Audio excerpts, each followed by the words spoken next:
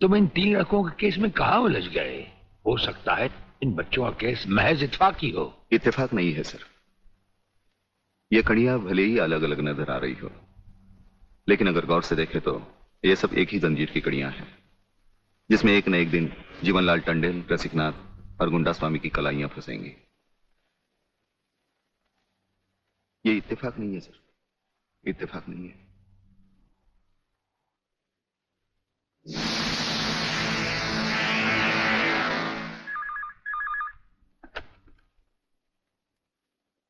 Hello sir, मैं तुम्हारी आवाज अच्छी तरह पहचानता हूं जेलर।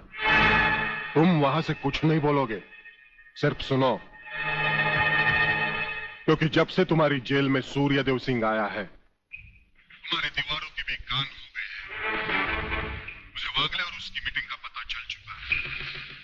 वो 3 लौंडों के केस की सीढ़ी बनाकर मुझ तक पहुंचे, उसके पहले उसकी सीढ़ी के हर डंडे को काटकर फेंक दूंगा मैं। सुनो जी। मुन्ना और उसके खतरनाक खूनी साथियों को आज रात को पुलिस की वर्दी में जेल से बाहर निकाल दो और उनको समझा दो पुलिस स्टेशन जाकर उन तीनों लड़कों का बिल आत्महत्या के नाम पर फाड़ दें।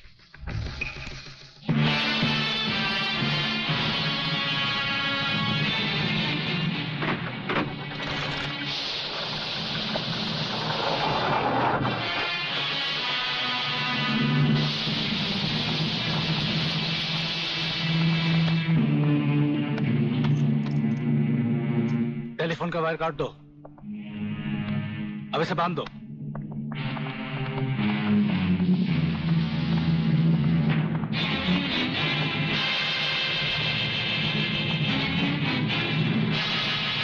डरो मत, तुम्हारी जमानत हो चुकी है। हम लोग तुम्हें रिहा करने आए हैं।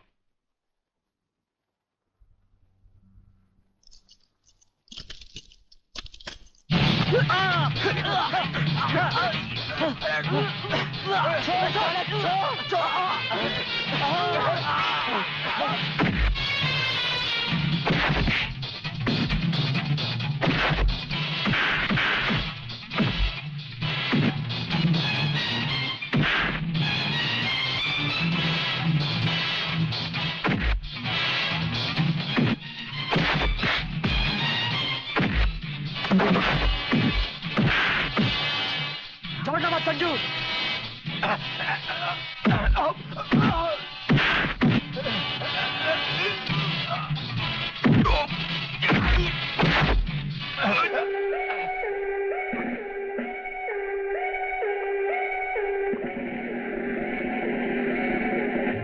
क्या बकते हो? किसने बताया तुम्हें?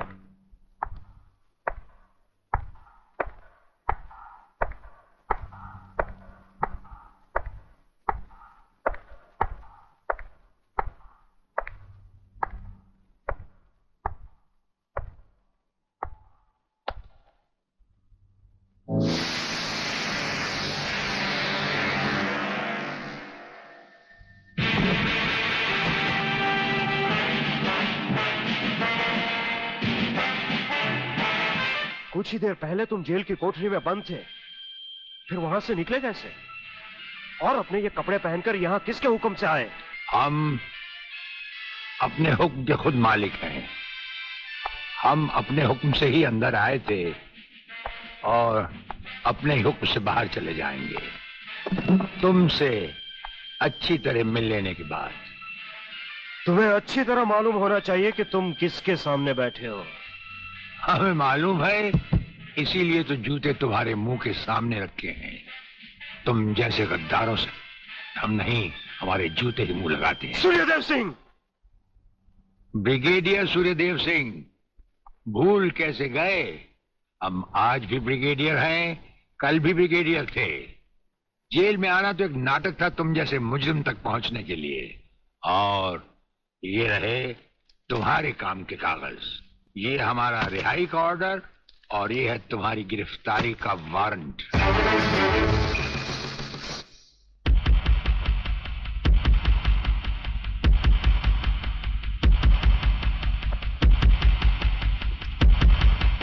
याद करो वो दिन जब तुमने ये वर्दी पहनने से पहले एक कसम खाई थी, याद करो। हम कसम खाते हैं कि हम पूरी ईमानदारी और वफादारी से देश और कानून की रक्षा करेंगे।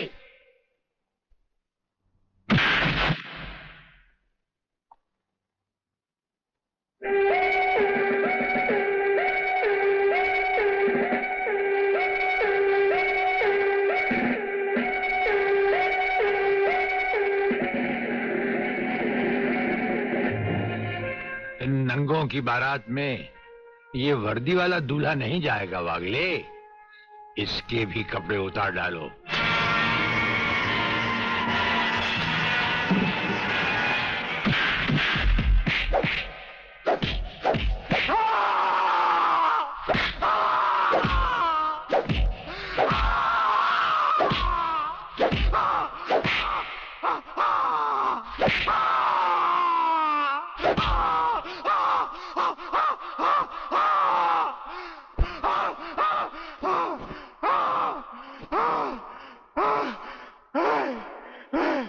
सच कह रहा हूं, मैं बेकसूर हूं। प्रलयनाथ के बारे में मैं कुछ नहीं जानता। बेहोश होने से पहले 3 बार, होश में आने के बाद 3 बार तेरा इसी तरह इलाज करता रहूंगा।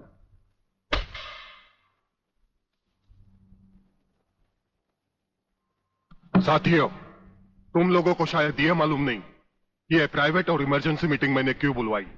इसलिए कि सूर्यदेव सिंह जेल से छूट चुका है और अब वो खतरा बनकर हम सबके सर पर मंडरा रहा है। मगर 1 साल से पहले वो छूट कैसे गया? उसका जेल जाना एक नाटक था कादर। उसने जेलर और हमारे 4 खूंखार कातिलों को गिरफ्तार करके किसी ऐसी जगह छुपा दिया है कि जिसके बारे में पुलिस डिपार्टमेंट को तो क्या, मुझे भी मालूम नहीं। जीवनलाल, मेरे 4-5 आदमियों को गिरफ्तार करके अगर वो मुझ तक पहुंचने का ख्वाब देख रहा है तो उसका ये ख्वाब मैं कभी भी पूरा नहीं होने दूंगा। अब सूर्यदेव सिंह नाम का बिल फाड़ना ही पड़ेगा। मगर कुछ नहीं चलेगा जीवनलाल। अब 15 अगस्त को ज्यादा दिन नहीं है।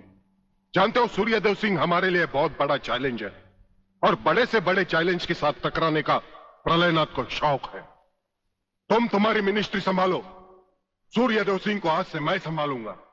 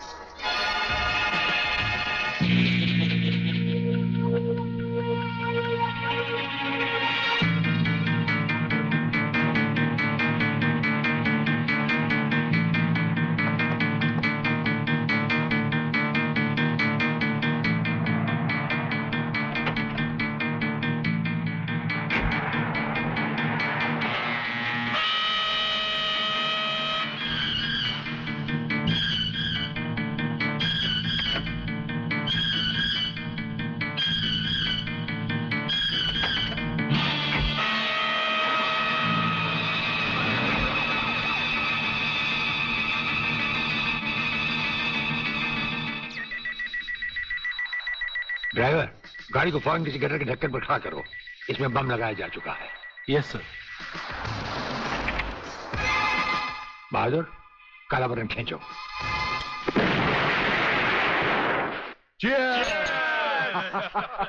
पियो, आज जी भर कर पी लो।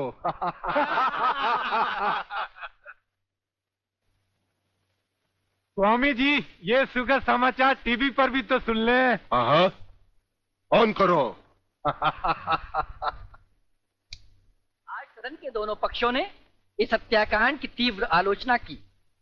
इस हत्याकांड के षड्यंत्र के बारे में हमारी विशेष संवाददाता मोना अलवी की एक रिपोर्ट। आज दोपहर ब्रिगेडियर सूर्यदेव सिंह अपने विशेष दस्ते के साथ भोजन के लिए रवाना हुए। अचानक उन्हें अपनी कार में सिग्नल सुनाई दिया, जो कार में बॉम्ब रखे जाने का संकेत देता है। सूर्यदेव सिंह ने अपनी गाड़ी एक गटर के ढक्कन पर रुकवाई और अपने विशेष दस्ते के ब्लैक कमांडो से ये काला बटन खींचने को कहा। इससे गाड़ी के नीचे का हिस्सा साइड में खिसक गया और धमाके से पहले ही ब्रिगेडियर सूर्यदेव सिंह अपने आदमियों के साथ ही भूमिगत हो गए।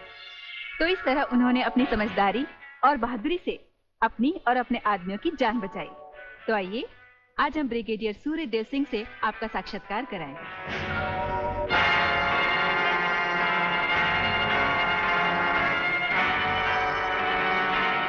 ब्रिगेडियर साहब, क्या आप हमें बताएंगे कि इस साजिश में किसका हाथ है? हाँ, हाथ होता तो कभी का काट चुके होते हम। ब्रिगेडियर साहब, आप हमारे दर्शकों को बताएंगे कि इन देशद्रोहियों ने आप पर हमला क्यों किया? जाहिर है कि हमें जीवन दान देने के लिए नहीं, हमारी जबान भी हमारी गोली की तरह दुश्मनों से सीधे बात करती है, टीवी पर नहीं।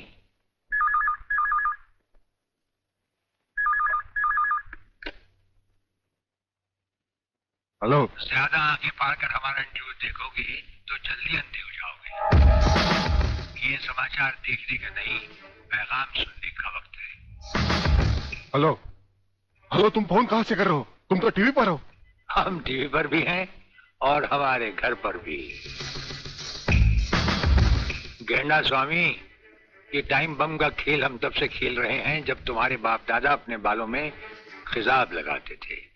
याद रखना, तुमने सिर्फ एक टाइम बम फिट किया था जो हमारा बाल भी बैंका न कर सका, मगर हमने तुम्हारी मौत के लिए इतने बम तैयार कर रखे हैं जो तुम्हें तो क्या, तुम्हारे पालतू कुत्तों को भी बचने का टाइम नहीं देंगे।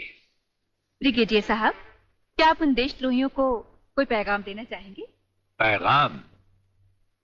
हमारा पैगाम तो उन तक पहुंच चुका है। हम आपको यकीन दिलाते हैं कि हमें जिंदा देखकर वो अपनी टीवी तोड़ डालेंगे। अबे साले! सर, ये क्या है? इतनी देर से गाड़ी चली जा रही है, आप खामोश बैठे हैं, बता नहीं रहे हम कहां जा रहे हैं, कौन से मिशन पे जा रहे हैं? मिशन है हमारा जन्मदिन।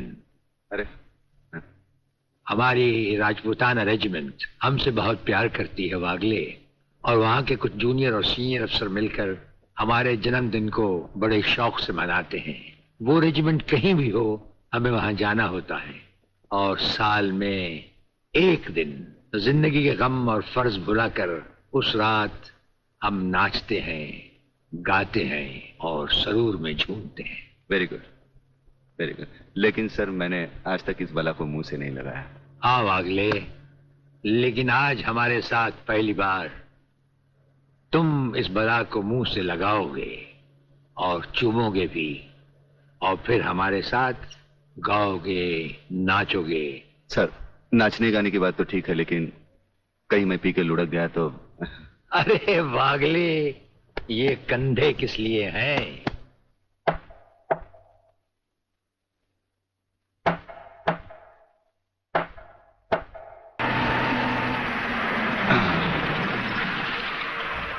अरे, तू काय को उछल रही है? आ गया रे। अरे, जब किधर? दर्जी सीने को भूल गया क्या? है। हाँ, आहिस्ता आहिस्ता आ गया।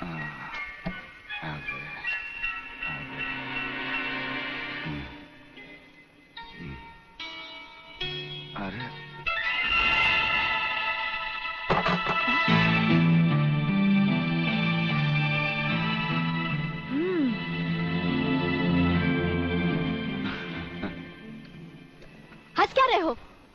घर आने का वक्त है?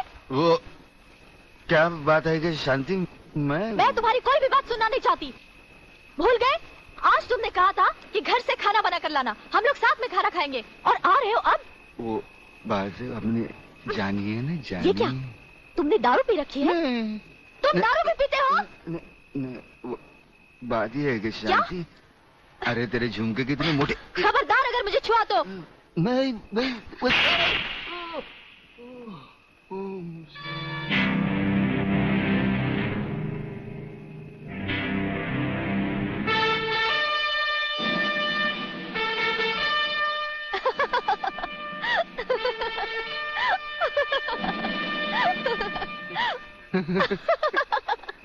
अरे ये तुम्हें क्या हो गया है? ऐसा नीला। अरे नीला ब्लाउज। ये क्या कर रहे हो? मैं हूँ शांति। शांति, शांति, तुम्हारे हाथ बहुत खूबसूरत है, इन्हें गलत जगह मत उठाओ, मैले हो जाएंगे। अच्छा, तो तुमने जागते हुए कोई ख्वाब देखा? कहीं ये तो नहीं देखा कि मैंने तुम्हें थप्पड़ मारा? तुम्हें कैसे मालूम? पहले ये बताओ, इतना सज धज कर इतनी रात गए कहाँ से आ रहे हो? मैं कब से खाना लेकर तुम्हारा इंतजार कर रही हूँ। अरे तुम्हारे झुमके छोटे हो। ये क्या? तुमने शराब पी रखी है? शराब पीने वालों से मुझे सख्त नफरत है। खाना नहीं खाया हो तो खा लेना, मैं चलती हूँ। शांति, शांति, तू नहीं जानती। मुझे छोड़ दो। मैं कभी शराब नहीं पीता। वो ब्रिगेडियर साहब है ना, उन्होंने पहले मुझे कसम खिलाई, फिर शराब पिलाई। मैं कसम खाता हूँ, भगवान की कसम खाता हूँ, मैं तुम्हारे सर की कसम खाता हूँ, दोबारा नहीं, दोबारा। हेलो, इधर तू बचता है, उधर वो बचती है। हेलो, नमस्कार। हाँ बोलो खबरीलाल, क्या समाचार है? दोस्त। आज रात के खास समाचार ये हैं कि प्रोफेसर रंगास्वामी का अपहरण को बंद नहीं किया है, और हमारे विशेष संवाददाता के अनुसार आपके ऊपर किसी भी समय दुश्मनों का जानलेवा हमला होने की संभावना। हेलो,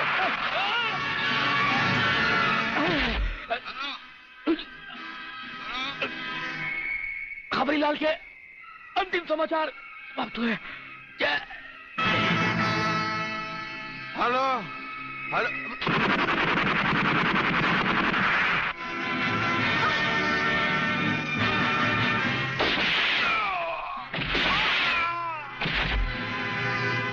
आंडू पांडू समझा क्या? मराठा है भाई।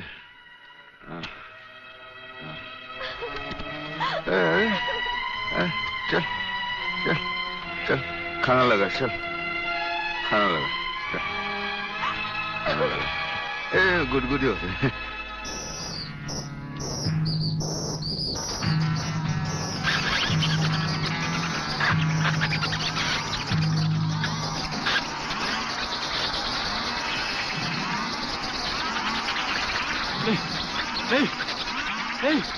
नहीं, ये क्या कर रहे हो?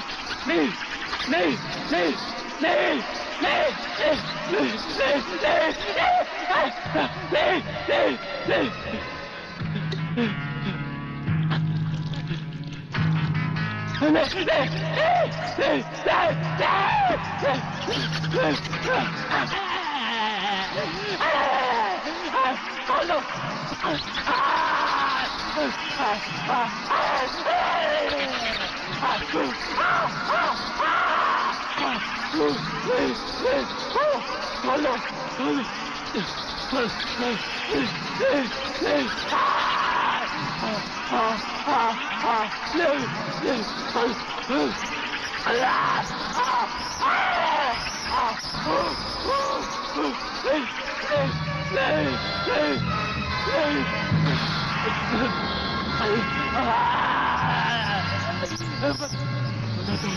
बता दो, खोल दो मुझे, खोल दो, खोल दो, खोल दो, बताता हूँ, बताता हूँ, बता खोल,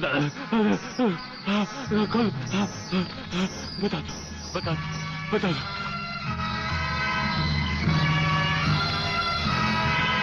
प्रोफेसर रंगास्वामी प्रलयनाथ के कब्जे में है। आखिर बबन ने मुंह खोल दिया।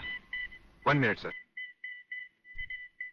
सर, दिल्ली से होम मिनिस्टर चौधरी आपसे बात करना चाहते हैं, हॉटलाइन पर। बात कीजिए सर। नमस्कार मंत्री साहब। नमस्कार। देखिए, कल एयर फ्रांस की फ्लाइट से प्रोफेसर खुराना फ्रांस से पहुंच रहे हैं। आपने उन्हें देखा भी है और उन्हें अच्छी तरह से जानते भी हैं। दुश्मन की नजर भी उन पर होगी, इसीलिए उन्हें एयरपोर्ट से रिसर्च सेंटर तक पहुंचाने की जिम्मेदारी मैं आपको सौंप रहा हूं। ये एक बहुत ही कॉन्फिडेंशियल मामला है। कॉन्फिडेंशियल मामला तो मैं जान चुका हूं। ब्रिगेडियर, आप देखना प्रोफेसर खुराना कहां पहुंचता है। मगर प्रलयनाथ, ये नामुमकिन है। मंत्री होने के नाते तुम्हारे लिए यह काम बहुत आसान है जीवनलाल। तुम एयरपोर्ट के किसी भी हिस्से से ब्रिगेडियर की आंखों में धूल झोंककर उसे उठा सकते हो। मगर मैं तो प्रोफेसर को जानता तक नहीं और नहीं उसे देखा है। उसकी फिक्र तुम मत करो, मैंने बॉब को खबर कर दी है।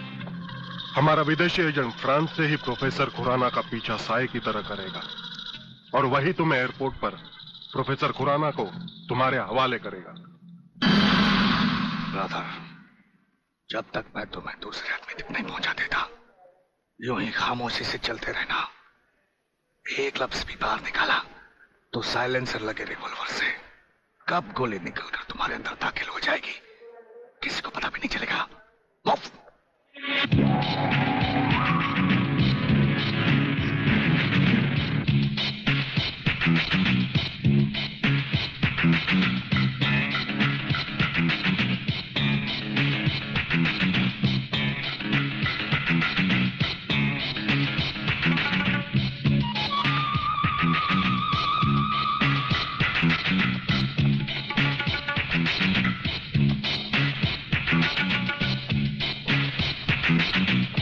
नमस्कार प्रोफेसर खुराना साहब, नमस्कार। मेरा नाम जीवनलाल टंडेल है। मैं इस राज्य का मंत्री हूं। आपका स्वागत करने आया हूं।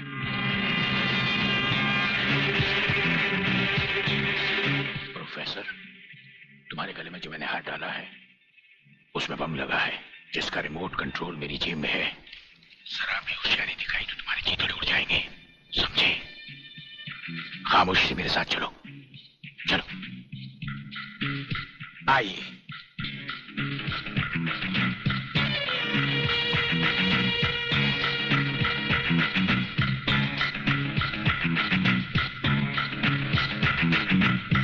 Welcome professor Khurana, welcome to India.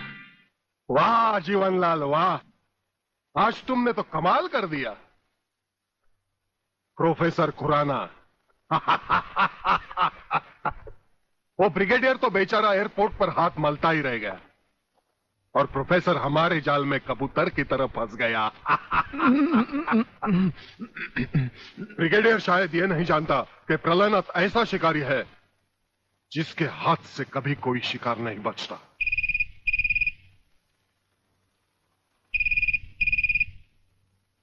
खोल दो इसे। हेलो। अंधे के हाथ बटेर लग जाए तो वो शिकारी नहीं बन जाता गेंडा स्वामी। जिसे तुम प्रोफेसर खुराना समझे बैठे हो वो दरअसल तुम्हारा अपना ही एजेंट है जो फ्रांस से प्रोफेसर खुराना का साई की तरह पीछा करता आ रहा है, समझे?